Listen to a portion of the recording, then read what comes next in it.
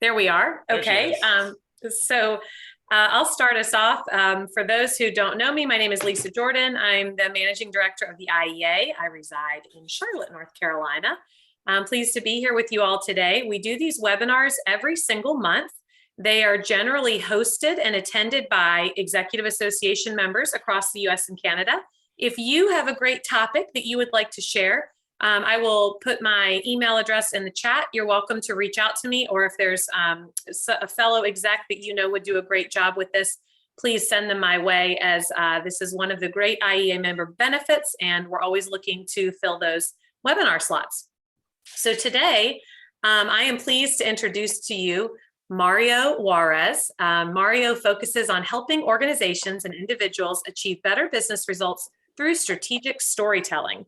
His original Storytelling for Impact program has proven successful in helping businesses, teams, and professionals unlock the power of their authentic stories. A former journalist with NPR and various newspapers, Mario was a pioneering communications leader at Microsoft for more than 2 decades. Today, he runs StoryCo, a communications consultancy based in Seattle, Washington. So without further ado, I'm going to turn the presentation over to Mario. And we promise to have you guys done right at the top of the hour. So Mario, take it away. Great, and that was so well written. Just what a great intro.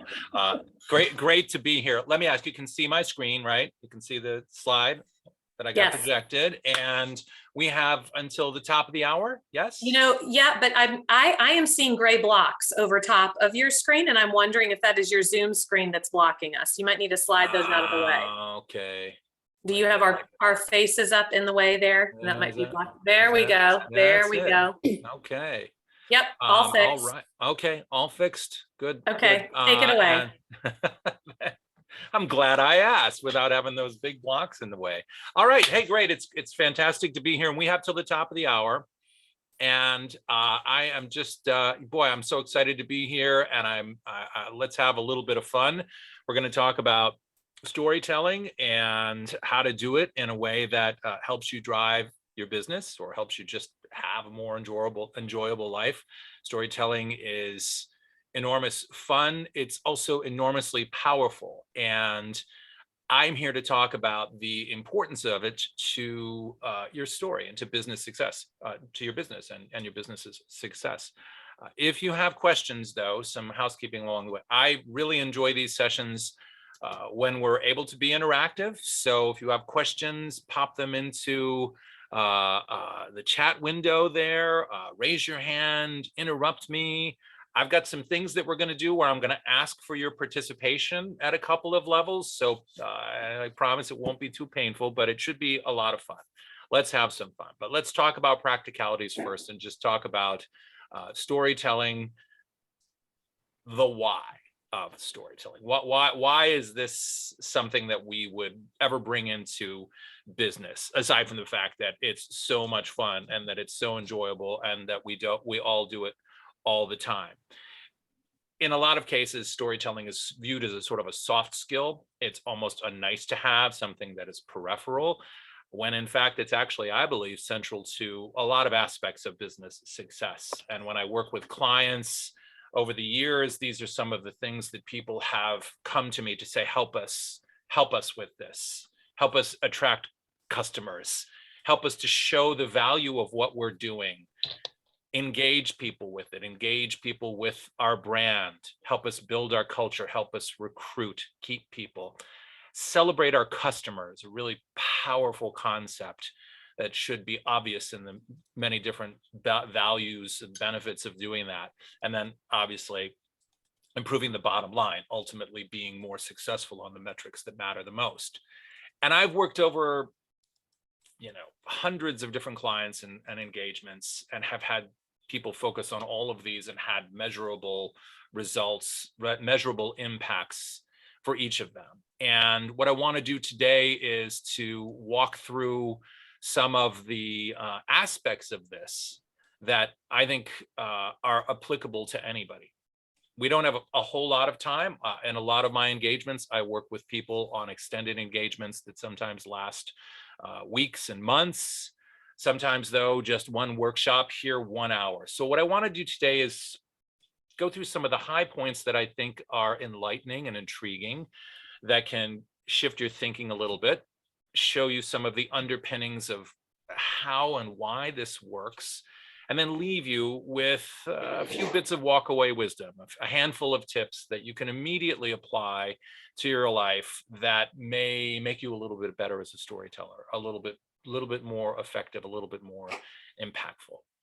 So to do this, let's begin with just a look at kind of open the hood up and take a look at what storytelling is and what storytelling is about, what storytelling actually does functionally for you in business and in life. Story is a way to connect with another human being. And I just want you to kind of reflect on the power of connection, and how disconnected the world is. Before the pandemic, the world was already massively disconnected. People were isolated. People are constantly bombarded by noise. We have trouble hearing each other. We have trouble seeing each other. We've retreated into our tribes, into our homes.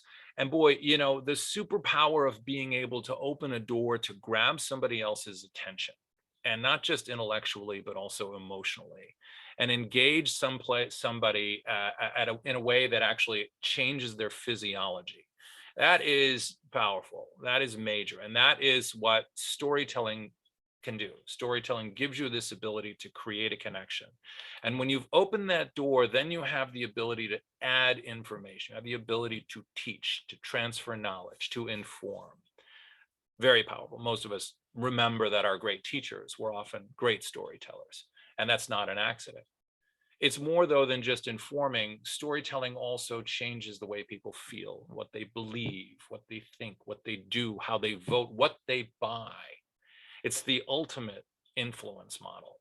And I'm not, I can't claim to have this insight as an original one. This is widely known, and researchers and governments and companies are very busy trying to understand the underpinnings that bring us to this place of influence. And I'll share some of these with you.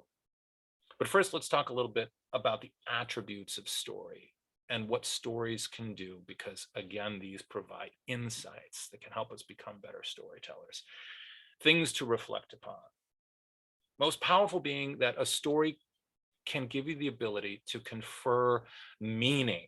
Okay, and think of this concept of meaning. What is meaningful? All right, we've all of us in this call have had the experience of starting a business, going out, taking this big risk. Why? What's the meaning of that for you? What is meaningful to you as a person? I invite you to reflect on that. Well, what is it? Did you just do it for the money? Probably not. You probably did it for a whole bunch of other things. And what gets you out of bed in the morning and brings you to your job and keeps you going, those are all rooted in notions of meaning. And meaning is a fundamentally human term that has to do with the point of our life, which is so often tied to the people in our lives. So your ability to have the ability to confer meaning and bring meaning to people is an extraordinarily energizing and powerful concept. Good storytelling is all about conjuring that. Storytelling also gives you the ability to establish context. So this is about bringing people up to speed very quickly, especially if they don't know you or what you do, or if they have the wrong idea about what you're doing. A story very instantly can bring people to a place where they have a context emotionally and intellectually. And again, rooted in a place of meaning, so that it then generates power. And stories also just make money. You can take a story and just create money out of thin air with a story. In other words, you could take something like this little cheesy figurine, this figurine of Saint Valcomere, which is an actual item that was purchased in a thrift shop in New York City a few years back for the probably inflated price of $3. But it was a purchase with a purpose. It was purchased by a group of researchers who wanted to test the hypothesis that you can generate money, you can add monetary value to otherwise worthless items through the attachment of a narrative. And as a part of this study, they purchased more than 100 of these items, and they gave each one to an artist, typically writers, and they said, write a story, and we'll post the item and the story on eBay and see if anybody buys it, see how much they pay for it. This particular item they gave to a humorous novelist, a guy named Doug Durst, and he wrote a very funny 660-word essay. 660 words. That is a lot of text, especially online, but he wrote a 660-word essay about Saint Vralkamir, the patron saint of extremely fast dancing. And he wrote this ridiculous story of this frozen century in 13th century Eastern Europe, where a czar had outlawed fire, and Vralkamir, the strange little cobbler on the edge of town, saved the day when he cut this big log into discs, like the disc you see him standing on, started dancing, and the sparks from his heels ignited the wood, and everyone was saved. No one else in the village, writes Doug Durst, could duplicate his feat of terpsichorean, that means dancing, terpsichorean ignition, and he died of exhaustion in mid-April, a beloved martyr. Now, this is a ridiculous story. And they posted this on eBay with no fanfare, no explanation, just here's this piece of junk, here's this giant story, let the bidding begin. Anyone want to guess in the chat bar? Write your guess in the chat bar. How much do you think this thing sold for? Any guesses on the actual sale price of this thing? $50, says Lisa. More. Up, $25. $100. You're all getting closer, but you're not quite there. Yeah, the actual sale price was almost $200. $200. Now I ask you, is that item worth $200? Well, you know, somebody paid it. Somebody paid it. And this notion of value brings us to the squishy, ephemeral world of branding and of the way we humans actually make decisions. We like to think that we're data-driven, but we're not. We're driven by other forces. Branders and marketers know this, and branding is all about storytelling. Brands are birthed in stories. Brands are nurtured in stories every day. And we buy things because of branding in ways that we're typically not aware of. I mean, we make illogical purchases all the time. I bought an iPhone. That's a stupid purchase. I know the cost of goods of this item is much lower than the actual sales price, but I don't care because I like it. It makes me feel like an artist, right? It's got a little apple on there. It's about a tribe. It's about the way that we're seen. It's about the stories that we subscribe to and the stories that we want to contribute to, the stories we want to be a part of. And this is storytelling. All right, so now we're into this place of pure illogic, of kind of almost crazy, otherworldly nonsense. And this takes us to the question of how and why, what is happening here? And we can look in the brain to try to find this out. And a lot of researchers who are trying to understand storytelling have been doing tons of research around the brain. We can now look at the brain in real time with a functional MRI and see what's going on, giving us clues as to what's happening. So let's take a look at kind of a before and the after in the brain with regard to storytelling. Now, if we just read a book, or we're reading a white paper, or we're studying, our brain kind of shuts down except for these two areas that are well known associated with information and language processing. And this is finals week in college. This is studying for the exam. This is cramming to learn something. This is being in a class. And it's hard. It's not natural. It's actually very recent in human experience that it's even been necessary. Some very intelligent people can't do it. And if you can't do it, you kind of have trouble with academics, a whole bunch of stuff. And this is kind of where a lot of our learning in our society happens. Now, if we contrast this to the same brain digesting information in the context of a story, we see those two areas lit up, but then we also see these areas. We see the brain light up. We see a couple of new dimensions here. One of them around emotions and memories, the other around sensory processing. And if you watch the brain of somebody digesting a story, it looks like the brain of the people being projected in the story. It looks like somebody's up and moving. So people reading or watching a movie about two people having a fight or making love, the brain activity of the viewer or reader looks like somebody having a fight or making love, or both, maybe, depending on the story. And the implication here is that stories really are about virtual reality. It's kind of the original virtual reality. And this means this has profound implications for you in the way that you tell the world about your business, about what you're doing, about the value and the meaning, because it implies that it's all embedded and encoded in experience. And your job as a storyteller is to become an experience generator. In fact, that takes me to my personal definition of storytelling, which is a story is an experience. It's an experience of human transformation. It's an experience. So your job is to generate experiences, important experiences, digestible experiences. And a couple of other points on this: stories are always about human beings. There's no story of an iPhone, okay? This is that you can't, there's no story. There's only stories about how humans interact with this piece of metal, plastic, silicon, and a bunch of software. The stories are about the experiences that humans have, and those experiences are always transformational. Those experiences are always about how something changes. Every story is about change. We are always interested in change. As humans, we listen to and digest stories in an underground way, with a deep hunger to understand the deltas between the before and after in a story, so that we learn. We learn from the story other people's problems, other people's experiences, other people's defeats and triumphs, so that we can internalize them. That's the dynamic. And that is, embedded, that is encoded. So if we say, okay, well, what does this experience look like? English majors, literature people that study literature know that it is embedded in this structure called a dramatic arc. And the dramatic arc is a story flow. It's the basic core story flow. It begins with the character going down the road of life in the phase called the exposition.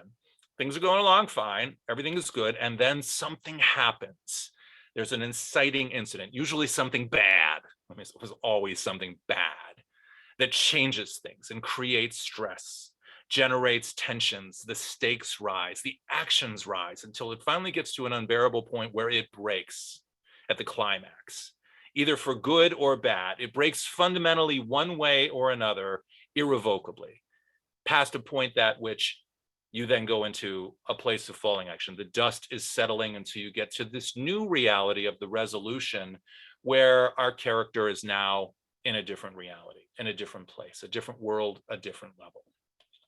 This dramatic arc and these three factors, people, problems, and places, are the composition of a story. Every story that you participate in has all these elements. Now, they manifest a million different ways.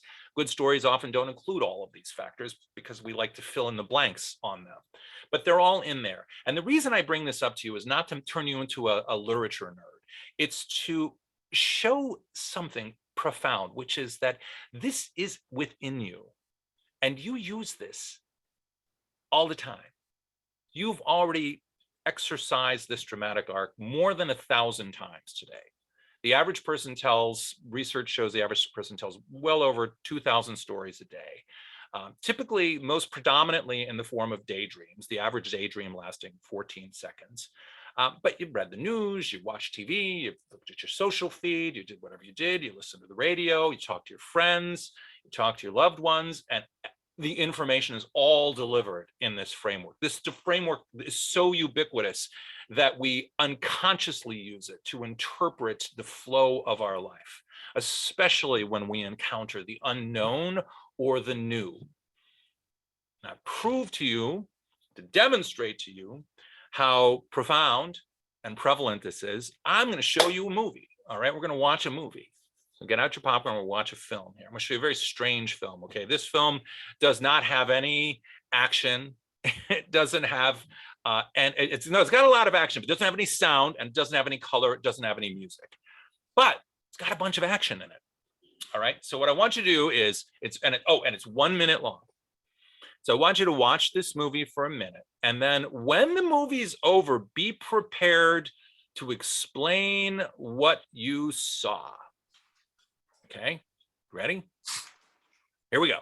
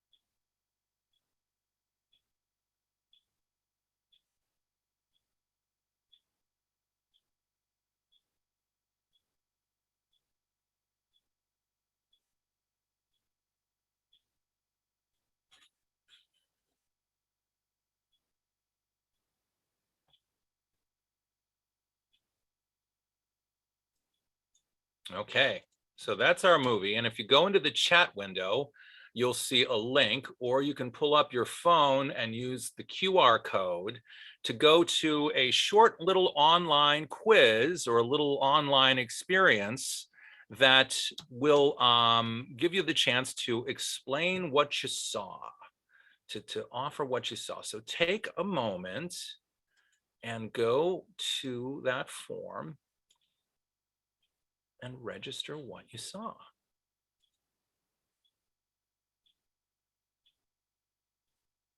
We got 4 responses so far. Coming on in. When we get up to 10, we'll talk.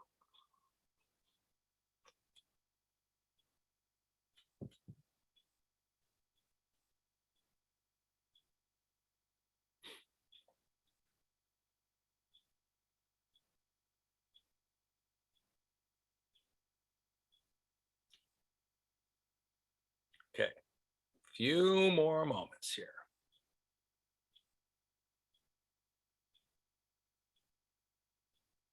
Anybody else? All right. Oh, okay. So by far, the leader with more than half the votes, bullying. In second place was a love affair. And coming up in third was a hostage rescue, followed by something altogether different. Anybody want to speak up and explain what you saw there? Anybody, the people that said they saw a love affair? Anybody want to elaborate on your point of view there? Don't be shy. Or anything at all about what you saw with that. I'll go ahead, Mario. I thought it was my kids arguing whose turn it was to jump on the trampoline. On the trampoline? In the backyard. They fight over it all the time. Yeah. Who else? Anybody else? I guessed. That's all I did. I thought a hostage thing might be a good choice. Uh-huh. Our kid gonna go to school. It's interesting.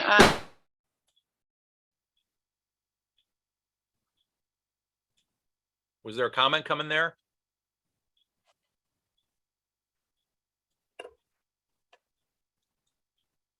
Well, I'll make a comment. I picked the love affair one, and I thought it looked like they were kind of like kissing each other as they were like bouncing off of each other. Yeah. Yeah. Sometimes people see a love triangle. Sometimes people see some sort of an illicit affair that's happening there. And I'll tell you some backstory on this what we just saw here. This was actually a film that was produced as a research project a few decades back to test this hypothesis of, do we impose narratives to make sense of things that are nonsensical? And of course, those of you who said this is something altogether different might have said that, but kind of it was interesting that there was nobody that said that it was nonsense, that it was just nothing. But of course, we all know at a core level that it was nonsense. It was just it was a series of geometric shapes moving across a screen. But the human impulse is so powerful that when this film was shown to a group of undergraduate college students, all of them women in its first iteration, 34 out of 35 offered up a notion of it being in some fashion a relationship, a factor of characters. They saw the shapes as human characters. They saw the lines as a room or a house. They saw the swinging line as a door, and only one saw it as just nonsense. I think she was probably the engineer of the group. But the rest of us, we tend to view this, and the implications of this are profound, because what it means is that when people don't know something, they will always, and this is proven out by subsequent research very explicitly, is that when people don't know what's happening, people don't have an explanation, they'll invent a narrative. And they're completely confabulated. They just make things up. Like we all just made up a narrative and it's not that there's anything wrong with that. That's just that that's what humans do. We create a story that has got characters, that has motives, and that has outcomes in situations that have none of those things. And in a complicated world where we're over bombarded with things, if we're forced to confront something, we will just in a very subterranean way utilize this dynamic to make sense of our world. And this means if you're offering a product, if you're out in the marketplace, if you come across customers or something that you're trying to educate or inform, and you don't have a narrative to explain the value and the meaning of what you're delivering, then people will just make one up in lieu of you providing it. And that never turns out well for you. Even if there are other narratives that compete, people that are, especially if you're a leader and you're working with a team, if you're leaders who run larger organizations, know that when change happens, you've got to be very aggressive in being the first one out with a narrative to say to your workforce, so that even if they have other things that are influencing them, they know where you stand. In lieu of you offering a narrative, in other words, no commenting, you put yourself into the worst possible position. So at some level, this isn't optional. All right, talk about storytelling and the kind of stories that we tell in the business world. And I have a broad taxonomy where I can kind of bifurcate at a very high level 2 brands of stories that I see consistently in business communications. And by business communications, I mean everything from customer facing content to websites that you produce, to the things that are said internally, to things that you say to your partners and the people around you.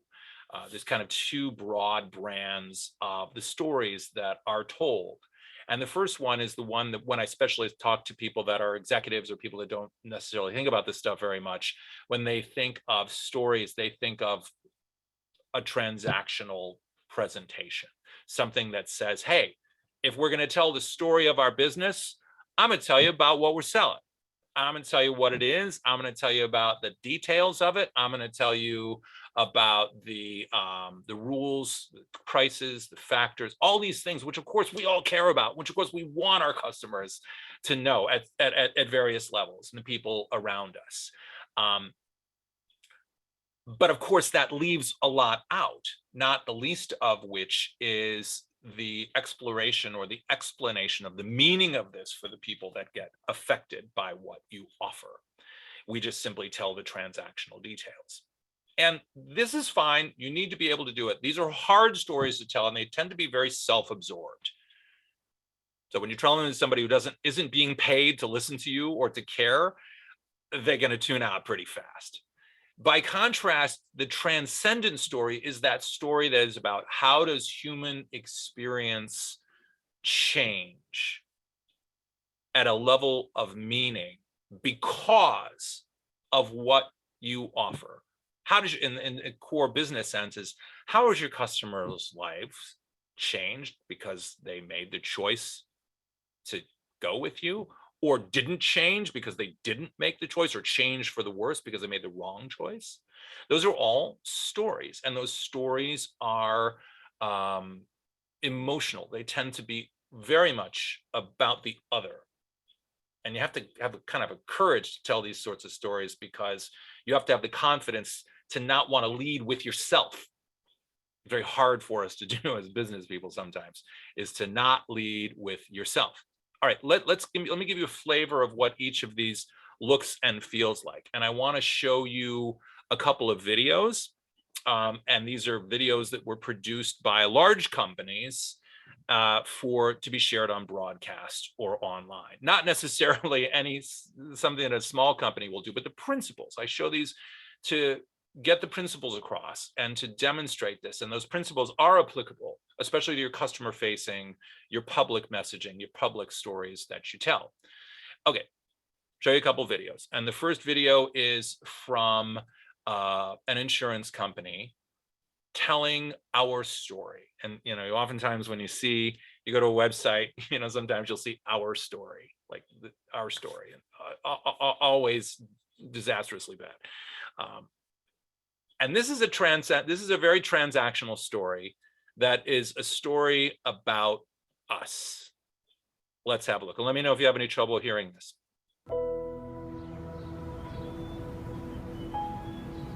So here's the plan. Around the time Edison invents the light bulb, you decide to start a life insurance company in Des Moines, Iowa, United States, because you understand the need for long-term security, and you see a way to help people. You learn early on that life and business are full of surprises, and through wars and depressions, you become known for keeping your promises. So when employers start looking for ways to keep great employees, they naturally turn to you. You get into the retirement and long-term savings business. You get really good at it. You become a leader in asset management, and the world starts noticing the depth and breadth of your investment expertise. I mean, the whole world. Governments and institutions, as well as businesses and individuals. So you set up shop in major financial markets across Asia, Australia, Europe, Latin America, and North America. You gather new ideas and insights that help you adapt, grow, lead, and inspire. Okay, we don't have a whole bunch of time, but I can just tell you it goes on for another minute of all this self-celebratory narrative. And it is, it does follow a story arc. It's like, hey, we started as a bunch of chuckleheads in Iowa, and now we run the world. I'll ask anybody, does anyone think this is a great story? Or is this a compelling presentation? Do you want to hear more? Will you remember this tomorrow? Probably the answers to all that is no. It's not offensive. It's actually, it's quite beautifully done. It's just a bunch of stock photos. Now, it really doesn't show anything of the customers. It shows photos of people doing things, which I guess we could infer are maybe the customers, but this is a very self-absorbed presentation that is about, we started off and we were great, and oh my God, the world had no idea how great we are, and we're so great, we just can't turn the music down about how great we're so, you're so lucky that we're here. I mean, it's kind of the way that story goes. And it's an insurance company. And okay, great. So, I don't want to pile on. I know how hard this is to do. But here's another story from actually the exact same company. So I don't want to beat up on the company because they have good storytelling chops elsewhere, for what was a television commercial. And let me see here, I'll move along past this slide. And this is a transcendence story about how does the world change for the life of our customer. Let's have a look. More coffee? Yeah, thanks.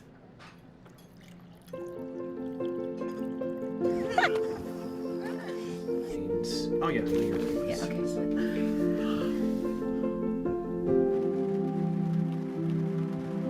I can just quit school and get a job.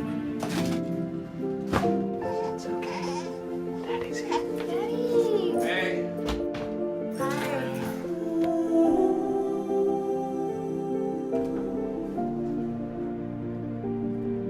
Hey, buddy. I think we can do this. Really? Adam Bailey.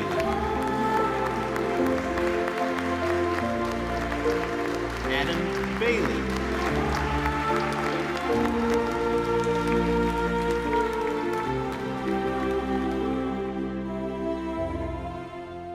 That is a story about celebrating a customer. And if you're in any kind of financial services or insurance, you know, this is the low-hanging fruit of the way that your work help people have the, you know, have their dreams come true. I mean, all of us at some level are in the dream coming true business. How do you make your customers' dreams come true? What does that look like? And again, this is about meaning. You know, this story had the confidence to not even worry about telling you who they are until the very last frame, at which point you're like, well, I want that, because we all relate to that. We all virtually step into that experience of, you know, loss and struggle, but love and triumph, and then ultimately realizing your dream. It's a great story arc. It's a great story shape. And those shapes are probably out there for your customers, even if it's something as basic as, you know, we installed a new floor, you know, we helped you with your payroll, we, you know, we put a new roof on your house, whatever it is that you do, you're actually, everything that you do is connected to something meaningful in your customer's life, and your job is to understand that and then go find the experiences that manifest it, the defining experiences. You know, there were very few experiences in the first video that we saw that are memorable. There's the experience in this one of the couple realizing that she's pregnant, them having to give things up, but then having the child and watching the kids grow and struggling day to day. But then that great defining experience where, and they have a nice little twist at the end there, because not only does the son graduate, but so does the father. The dreams realized at last. It's a great story arc, and I guarantee you that you have dozens of these stories laying around on the floor all around you that can be picked up, dressed up, and put to work for you. All right. This is how I do that with my customers. I have a framework where I have 3 dimensions of finding the story and defining the work that it's going to do, doing the creative work to find and build the story, and then delivering it. I'm not going to spend time on this, but this is the larger thing. What I'm going to do with the remaining time is share 3 items, 3 little fun tips with you that you can take and use right away in your business, in your life, to become a better storyteller, and that connect to some of the underpinnings of all the stuff that we just talked about. All right, let's go to the first tip. And the first tip is about the critical importance of keeping it tight. Boil it down. Make things concise. Make them clear, make them compelling, distill that thing down to the essence. You know, I had a marketing leader at Microsoft once told me, he said, marketing is the art of distillation. I always love that line. And distillation done well is an extraordinarily powerful thing. So let's have a little fun and do it here, because I want you now to write an epic story. So I know we don't have a whole bunch of time, but I do want you to grab a pencil or go to your keyboard or whatever it is you need to do, because I'm going to ask you to write a story. I'm going to give you 90 seconds to write the epic story of, and I want you to tell the story about why you started your business. What was the kind of the origin story of why did you start your business? Okay, so write that story. Oh, but do it in 6 words. What is your 6-word story about why you started your business? Okay, so when you've got it, type it into, yes, Bill, great line. Mark Twain once said, I would have written it shorter, but I didn't have enough time. Actually, it was Blaise Pascal, the great French mathematician, who said that, even though it's often attributed to Mark Twain. All right, so 90 seconds, write that story about the origin of your business. And when you've got it, type it into the chat window so that we can see them all. All right, go.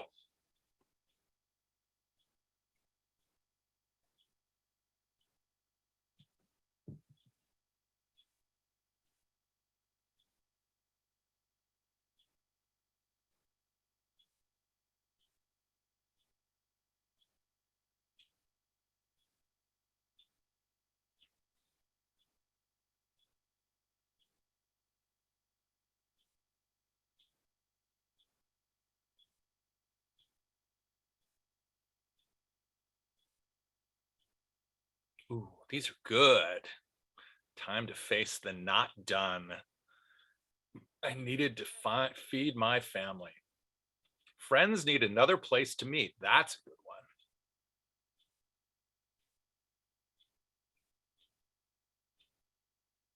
To do it better. That's intriguing. And you look at this and you go through the process of doing this. Look at one of the critical George, I love that. Good income, satisfying, helping. I knew I could make money. The interesting thing about this is that you are forced to have to leave all kinds of information out. When you only have 6 words, when you only have one short sentence, you're forced to leave a lot of things on the cutting room floor and get to the most meaningful thing. And these 6 words are packed with intrigue. To make a house a home. When you see that statement, it gives you a sense of the driving force of it. It leaves you with lots of curiosity as to what else is there. And it gives us a sense of the author piloting passion into opportunity, because there's an artistry in the way that these are all done. There's you get a sense of the personality of the author of the story. And done well, every one of these things generates questions and interest in ways. These are just so great to have impact. No public information wanted to help. And I will also point to 2 things that are somewhat paradoxical. That number one, distillation is very hard. Doing it well is really, really hard. When I worked at a big newspaper on the East Coast, when I was younger, there was a whole part of the newsroom where people's only job was to write headlines. I actually talked to the person who's in charge of Microsoft's social media efforts, who said one of the things they hire for is people that have that experience, because they tend to be very good at memes. They tend to be very good at clickable statements. So it's hard. But on the other hand, I only gave you 90 seconds to do this exercise. And you all did something compelling because it's inside of you. Every time you have something fundamental that you need to convey, a story that you need to tell, the story of your business, a story of the different facets of your business, this exercise of going to a 6-word distillation is a really powerful aspect of the process. And I invite you to do this on everything that you do. That piece that you get might be the head of a presentation, it might be the headline on a website, it might be the subject line on an email, it might be the core of a text. They are powerful, these little artifacts that you get. So be good, become good at using this as a tool. Sometimes you'll do it at the beginning of a process, sometimes you'll do it at the end. I do both. I often start with a blah headline that I know isn't going to work. Then I go out and then I revisit it at the end. And usually I have something very, very punchy and very, very pointed and colorful. All right, so boil it down. Tip number 2 is about the words that you choose, the power of words. And there's a particular brand of words that most business storytellers ignore. And it's the words that describe things at a sensory level. The labels of people, places, and problems. We're talking about people, places, and problems as elements of good storytelling. Storytellers that aren't conscious, that are especially under stress or that are just unpracticed, they tend to leave the people and places aspects of stories out. And the main reason we don't include this information is because we didn't realize we left it out. Usually when we're composing a story, especially extemporaneous speaking, and this is proven out by a lot of research, that people tend to not recognize that what's in their head and what they see in their mind's eye is so obvious to them that they don't realize that it's not obvious to the audience, and the audience doesn't know. And these are sometimes the most fundamental things, like the name of the place that something happened in, or the date, or the way people looked, people's names. You know, anytime you tell a story with characters, you really need to ask yourself the question is, what name do I ascribe to that character? Because oftentimes people have deep associations with a name. And if you just put a name out and say, yeah, well, there was this guy, you know, and his name was Edgar. And then you go on, everybody has an association with it. Our associations with these words are very powerful. And this is particularly true of sensory things like color, sight, music, and smell. Smell. We very rarely use smell, but I tell you, it's a very powerful thing. I mean, here, we'll do a little exercise here. And I want you to go back to a time in your life when you were a tiny little kid, all right? And you were very, very happy.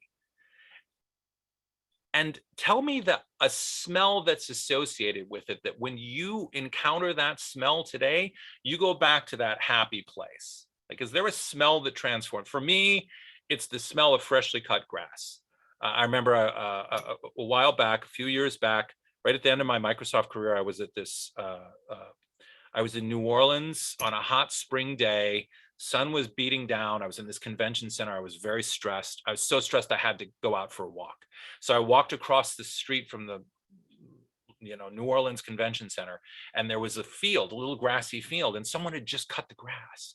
And I could smell that rich, moist smell of green grass. And for an instant, I was transformed to being a 10-year-old kid sitting on a sleeping cot in this summer camp on the shores of Lake Erie. Like, I was instantly transformed. Is there a smell that when you smell it, you go back in time? And post it in there. Yeah, brownies, the smell of homemade pasta sauce, the beach or apple pie, roses in the yard and other flowers, the smell of yeast from bread baking, horses and hay. Cool. Read these. These are so great to smell. Fresh bed, Dove soap, Chex Mix. Okay, Lisa, what's with the Chex Mix? My grandmother used to just make it homemade. It just smells like her house. Made it homemade. Yeah. And when you smell that today, it's like you go back to grandma's house. Exactly. Yeah. Peanut butter fudge. This is the best exercise. And if we all had little functional MRIs on our brains, we would see two things happening. There would be enormous activity around the areas of our brain that are associated with memory and emotion. And we would see activity in the part of our brain that is associated with the processing of smell. It actually gets stimulated when a provocative word happens. That's because our brain constantly wants to virtualize. So when we see these labels, fresh baked sugar cookies, you're not aware of it, but it happens to all of us, is we instantly attempt to virtualize for a moment that smell. Try to remember that, and in many cases, we have associations with these very same things. And we're happy to have these virtual experiences brought into our thinking. And when we do, and we have an association, then there's a whole range of emotional responses that are generated. And this is all very subconscious. They actually don't know why. This is smell more than any other thing. Music is the second, but smell is the most powerful transformative emotion. And they actually think that it has to do with the placement of the neurons associated with olfactory processing, the sense of smell, in the brain are actually located right next to the part of the brain, the amygdala and the hippocampus, that are associated with memory and smell. They actually don't really know why, though. The point of this is that in any presentation or any story that you're doing, you have the power to unlock a huge range of emotions simply through the use of these labels, and they don't take much time. And I work with, executives that are giving technical presentations, and I'll say, find a way to work into the thing in some level of a description, because every story has to have people, problems, and places. Have a place and get the smell in there. And if you can somehow say, it smelled like strawberry Twizzlers, odds are everyone in that room has an association with it. And it takes no time. It takes less than a second to say that. they're going to be stimulated in a unique way that opens the door to all these storytelling dynamics that are actually physiological changes by virtue of the words that you use. So this is really powerful. Sometimes you don't even have to use words. Sometimes you can just have the picture. And of course, those of you who have great websites, any of you that are working in physical, physical delivery of things, you have the opportunity at every front to sort of get people to be aware of the smells, the sights, the senses that you want them to associate with the state of nirvana that comes once they have successfully and intelligently been smart enough to hire you.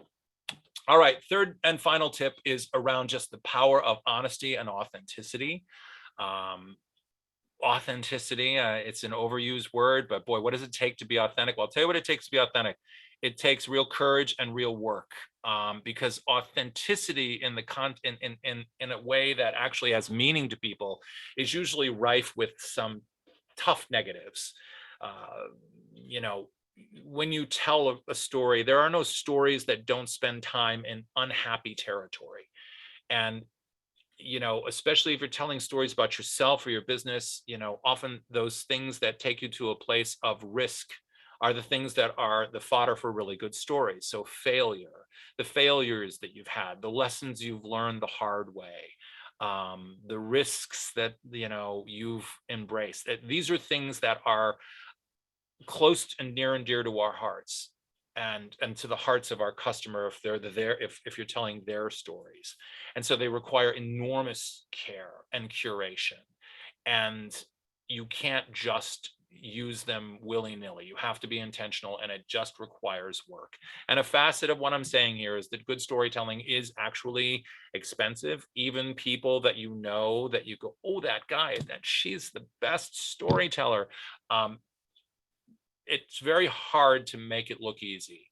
And when I work with executives, when I work with business leaders, and I say, and they want to say, I want to do a good presentation, I'm like, well, that's great, but you be prepared to put in the hours, because it takes hours.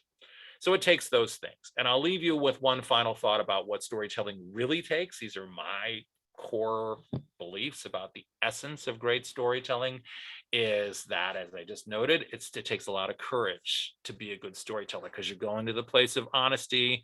You're not taking the safe route. You're sharing things, and you're pulling things from people that are at the heart of the matter, that are the most precious to us. If you can find communion with those, honor them, deal with them well, then they will be enormously powerful for you.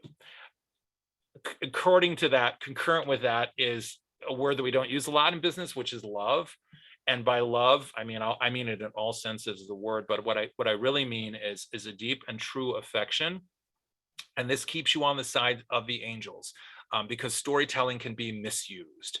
I think most of the problems that as a nation that we've had politically in the last 10 years, 5-10 years, are because people have gotten very good at misusing storytelling. Stories are just a tool. They're inert. Most of the problems of the 20th century was because of bad storytelling. You can use it, you can misuse it, you can abuse it. You can lie, you can cheat, you can steal. But if you are on the side of love, then you're always going to be on the side of integrity. And that takes you to the opposite place. That takes you to an extraordinarily good place. And that is what I say. And so that's my story, and I'm standing by it. And I am almost out of time, but I guess I could take a couple questions if anybody has any. Thank you, Mario. That was fantastic. Does anyone have any questions? We have time for just one or two before we're out of time here. Mario, so do you coach people then? You meet with business owners and help them write their story? Is that? Yeah, I don't just do workshops. I actually, businesses often will hire me to basically, I'm working now with a security company where, I'm actually doing a whole bunch of their marketing, because they said, well, we want you to tell the story. And I was like, well, okay, I can help you, become better storytellers, but then I help them build their stories, and then I help them implement their stories. And I kind of do that across the board. And I also do this thing where I help people put together effectively TED Talks. So, coaching them very, very deeply over an extended period of time so they can stand up and deliver a live presentation. And I do this with engineers and technical people who are terrible at it when they start, and then they get up and they do these great presentations. It's the coolest thing in the world. So I kind of, it's tied to stories and I do it. So yeah. That sounds and rewarding indeed. Here's my website and here's my email, and I'm happy to talk all the time. I'm massively slammed and booked, so if I'm probably not taking on any new clients, at least deep into the springtime, probably into summer. But I'm always game for a quick 30-minute Zoom call for anybody about anything at any time with no strings, because it's always my pleasure to just get to know great people. But if you're in the Seattle area and the pandemic continues to abate, then we can grab a cup of coffee anytime. I do charge a latte for my services, but that's pretty much it. Well, that sounds fair indeed. Anyone have anything else they'd like to ask before we let Mario go? Thank you all so much for joining, and this recording will be available probably by the end of the week on the same website where you went to register at IEAweb.com. Under the member benefits section, we post all of the previous webinars there, so you can find this one and share it around if you'd like. Awesome. Thank you, everybody. I really appreciate your tuning in, and Thank you, Mario. I welcome your feedback. Wonderful job. Thank you. Thank you. Take care, everybody. Okay, Fantastic. bye-bye. Bye. Take care.